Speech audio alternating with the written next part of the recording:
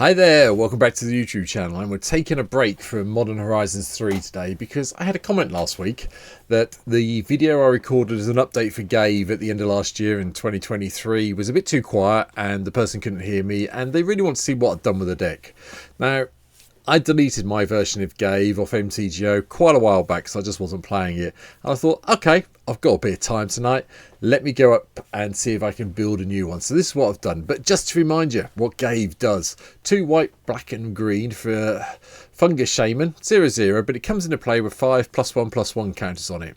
You can pay 1 to remove a counter to make a sapling, and you can pay 1 to sacrifice a sapling to put a +1/+1 counter on a target creature. And I've looked at the 2 versions. This is the 3rd version of Ghave now I've had on the YouTube channel, and I think this is probably the best one I've done so far. So here we go. This is what today's deck is all about to start the week off with. Just so you're aware though, this deck is not cheap. If you're building in real life, you're looking at better part of $1,600. Online it's 87 tickets. There are a couple of cards that make it this price, and I'm sure you'll work them out as I go through it. But for now, here we go. So start at the beginning. We've got 22 creatures in the deck, and unlike the last few decks, I haven't wholly focused on creating saplings, which is where I think I went wrong before. So we've got a bit of ramp with Avacyn's Pilgrim and Birds of Paradise. We have Viscera Seer in here for a reason. Deathcap Cultivator gives us a better ramp card. It gives us black or green, and eventually hopefully we'll get Death Touch as well, so we have a reasonably good blocker for 2 mana. Jade Mage still stays in for my last Ghave deck, where we're going to pay 3 mana to get a sapling. Vermin Gorge is here. We can sack a creature, each opponent loses 2 life and we gain 2 life. Fane the Broker is also here to help us ramp up and get those +1/+1 counters that we need. Slimefoot the Stowaway is also in the deck. This is kind of key in this deck now because we want to be dealing the 1 damage and gaining a life each time we sacrifice a sapling, so you know it's going to happen. The Micro Tyrant comes in as well. Power and toughness are equal to the number of fungi and saplings you control. And at the beginning of your end step, we get X/1/1 black fungus creature tokens that can't block, where X is the number of times we've descended this turn. So it will happen, but not as much. To make sure we're getting something good out of all the creatures that are hopefully going to be dying, all the saplings, Elenda the Dusk Rose is in. Admittedly, when Elenda dies, obviously we get all the vampires. So, you know, it does replace itself. Mondlak Glory Dominus also makes an appearance to double up on the tokens we're creating, and we can quite easily sacrifice, pay 1 and pay 4 life if we need to, and sacrifice a couple of the saplings to make Dominus indestructible, so we've got that doubling happening all the time. Pitiless Plunderer makes an appearance to give us a treasure token every time a creature dies. Notice it says whenever another creature you control dies, it's not limited to non-token creatures, so this works really well in the deck. The Necro Blue makes an appearance coming in from Modern Horizons 3.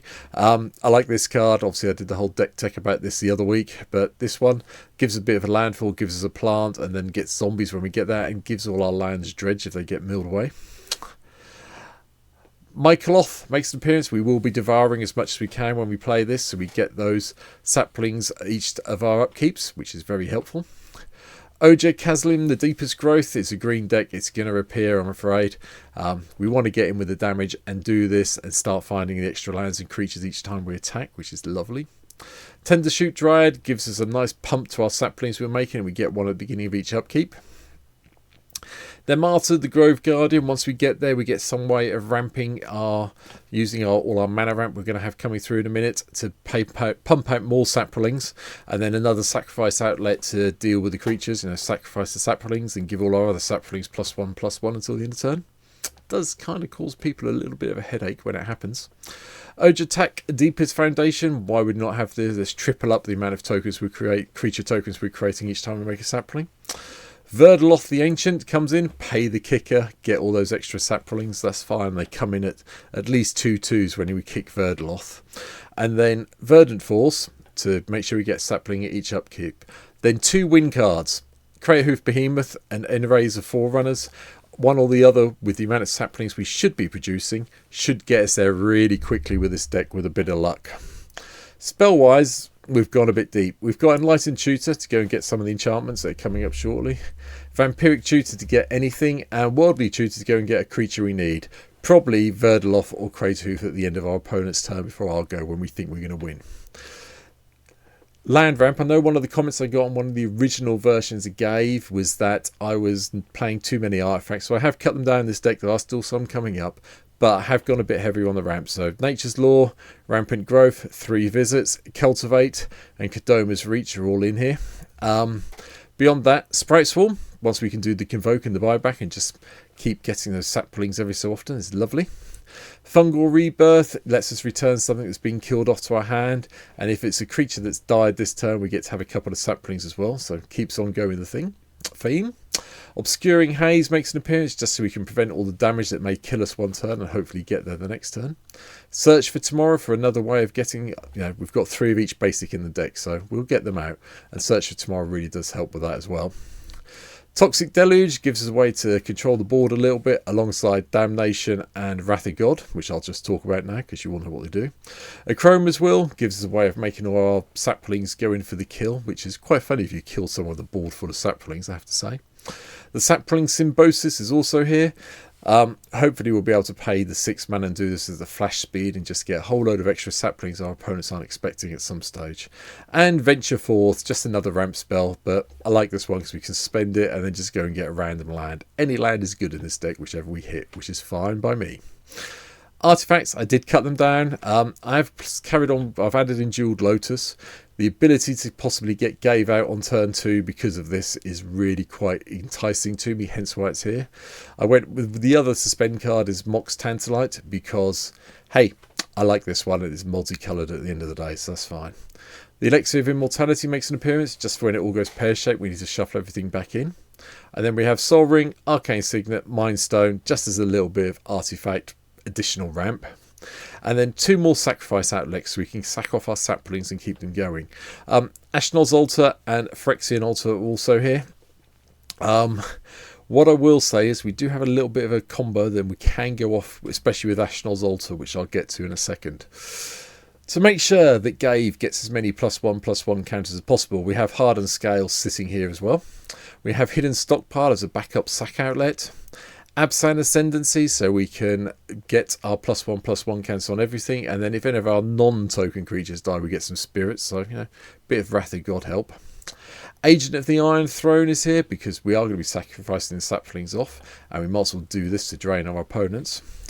Branching Evolution doubles up on the +1/+1 counters, so 5 mana for Ghave with this in play gives you a 10/10 commander, which becomes a big target admittedly, but you still get 10/10 commander for a turn. Cloakwood Hermit, one of the backgrounds appears at the beginning of your end step. If a creature card was put into your graveyard from anywhere this turn to create 2 tap 1/1 squirrel creature tokens. Yes, they're not saplings. It'd probably be more fun if they were saplings, but squirrels are just as good. Golgari Germination also makes an appearance to back us up and save us when our non-token creatures die to give us some saplings. The Growing Rights of Itlamok are also here to help us dig down and then eventually flip into the second Gaze Cradle, for want of a better word. Inspiring Leader is here, so when Ghave's in play and we have the saplings out, they get very big because of the +2/+2. Tribute to the World Tree. Not one people will probably be expecting to see, I'll be honest. But this one is nice. It doesn't say non-token. It says whenever a creature enters the battlefield under your control, draw a card if it's power of 3 or greater. Otherwise, put 2 +1/+1 counters on it. Saplings come into play. It's 1/1s. They get the 3 counters or more if we've got Hardened Scales or Branching Evolution in play or Doubling Season. Anointed Possession, Parallel Lives help us double up again on the token generation that we're going to be doing with the saplings with a bit of luck. Spore Genesis lets us put a fungus keeper on a creature, a fungus token on a creature each turn, and whenever a creature with a fungus is put into a graveyard, put a sapling token into play for each of those fungus counters. Treat these as 1/1 green creatures. Fine by me. Admittedly, when the Sapro Genesis leaves play, we do lose all the fungus counters. That's why I'm not playing any of the fungal cards you would normally see in a sapling deck. Cathar's Crusade lets us put +1/+1 counters on each creature when a creature enters the battlefield under our control, which is lovely. So this plus Ghave plus Ashnod's Altar lets you build up a really big creature base very quickly, especially if you've got something like Hardened Scales in play. So Ghave keeps getting bigger and bigger and bigger. where's the +1/+1 counters come on it. Doesn't really work unless you've got some way of doubling it, but it does work. Likewise, virtual loyalty backs it all up. Yes, we can do it and put it as an adventure to go and get a 2/2 knight to start with. But once we get the virtue in play and getting a double, put +1/+1 counters on each creature we control and untap those creatures, things do get interesting, and it does work out really well. The rest of it is just the lands. The most expensive land in the deck, Gaze's Cradles here, hence why the monetary value of this deck is so high. Don't panic about it. If you want to take this out and build it in real life and you haven't got Gaze's Cradle, just take it out, unless you're allowed to play proxies at your friendly local gaming store, in which case feel free to proxy it up. The rest of it, as I said, blue, no blue, green, white and black lands all the way through. Field of the Dead is here. I know that's getting a little bit pricey in real life at the moment. Alongside, so like the Triomes are here, the Godless Shrines, Marsh Flats. We have the green, black one somewhere as well. Can't remember what it's called, but it's in the deck. Underground Mortuary, Undergrowth Stadium, Urborg, and Yavimaya Cradle of Growth are also here to help out the mana base. But for now, that is it. That is my new take on Ghave, Guru of Spores. Obviously, this is coming out on Monday, start of the week. There will be MH3 stuff coming the rest of the week, but I want to get this covered for the commenter on the YouTube channel, because I've let him know it's coming by now. So I hope he really appreciates this and can get on board with it and can hear what I'm saying, because I did check the sound level and it was really low. So I blame that, because that's when I got the new microphone. I hadn't got it set up properly. Let me know if there's anything you've missed down below. Again, this is, I think, it's the only card I've covered 3 times on the channel so far. So, you know, new record. Probably not going to cover it again. We'll think of something else to cover. But tomorrow, MH3 will carry on. And yeah, let me know in the comments what you know. Please subscribe if you can. Come and follow me on Twitch. You can see me play it. I will play this on the stream this week. I promise. That'll be Thursday night. So if you want to see me on stream, Twitch is down below. Give me a follow there, and you'll see me play it very soon. Thanks for watching. Take care. Bye.